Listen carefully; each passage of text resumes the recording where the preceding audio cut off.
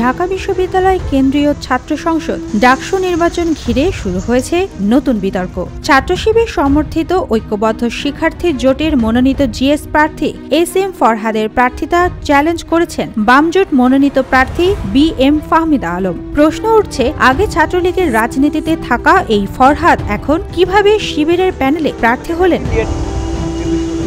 Writ আবেদনে অভিযোগ করা হয়েছে, ফরহাদ এর আগে ছাত্রলীগের কমিটিতে ছিলেন। এরপরও কিভাবে তিনি ছাত্র শিবির সমর্থিত প্যানেলে প্রার্থী হলেন, এই প্রশ্ন তুলে তার প্রার্থিতার বৈধতা নিয়ে রিট করা হয়েছে।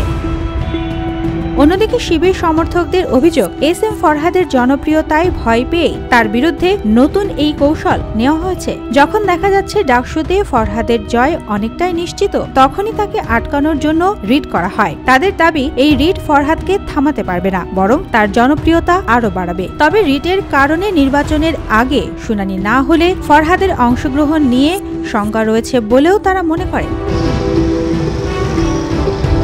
রিটের শুনানিতে ফরহাদের পক্ষে থাকবেন আইনজীবী মোহাম্মদ শিশির মনির, আর রিটের পক্ষে থাকবেন ব্যারিস্টার জ্যোতির্ময় বড়ুয়া। ফলে আইনি লড়াইটাও নজর কাটছে সবার। নির্বাচনকে উপলক্ষ করে বারবার হয়রানিমূলক বিভিন্ন উদ্যোগ না হয় আর কি, এটা খুবই দুঃখজনক। এদিকে অনেকে মনে করছেন, প্রার্থিতা নিয়ে আপত্তি থাকলেও এর সমাধান ভোটের মাধ্যমে করা উচিত ছিল। রিটের কারণে বরং বিতর্ক আরও বাড়ল। এখন সবার চোখ হাইকোর্টের রায়ের দিকে। ফরহাদের প্রার্থিতা টিকবে নাকি বাতিল হবে, এই সিদ্ধান্তই ডাকসু নির্বাচনের বড় চমক হয়ে উঠতে পারে।